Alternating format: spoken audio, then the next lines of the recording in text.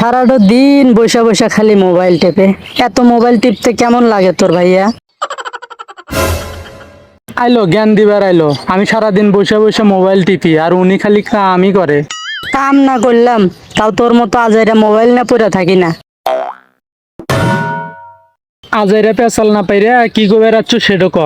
মা তোক দোকানে যাবার কইলো 1 কেজি আলু, হাফ কেজি পেঁয়াজ আর 1 পোয়া কাঁচামরিচ আনবার কইলো। এই নে টাকা। টাকা টেবিলের উপর রেখা যা, আমি যাইতেছি।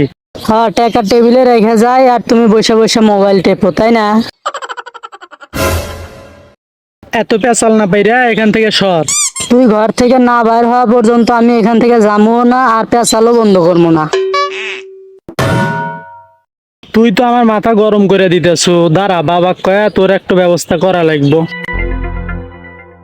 মোবাইল টিপতে বাধা দিলেই তোর মাথা গরম হয়ে যায়। আচ্ছা, তুই খায় না খায় আমার পিছে পড়ে থাকস কে? আর আমি মোবাইল টিপলে তোর সমস্যা কনে? আমার কোনো সমস্যা নাই, দোকান থেকে আলু পেঁয়াজ আনার পর রান্না হবো, তারপরে খাওয়া। এখন তুই মোবাইল টিপবো না কি করবো সেটা তোর ব্যাপার। থাক, আমি গেলাম।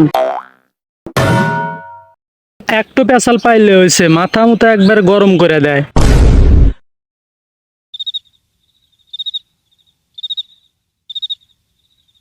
কিরে সাগর, কই যাস? আমি তো দোকানে যাইতেছি, তা তুই এখানে একা একা বসে কি করস? দোকানে যাস নি, আয় বয়, কথা আছে।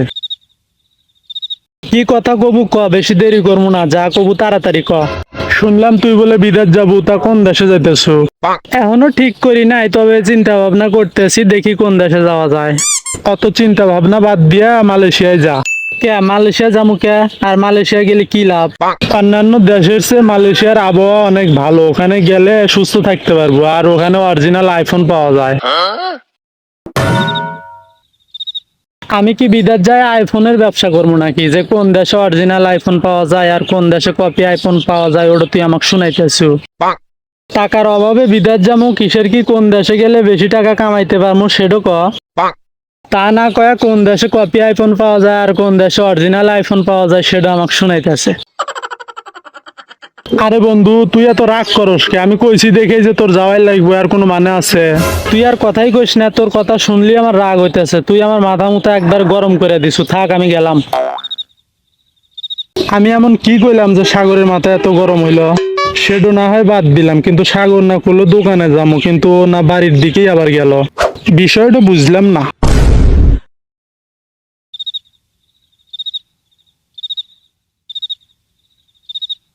কিরে ভাইয়া, এত দেরি হইলো কে? আর যেটা আনতে গেল সেটা কো।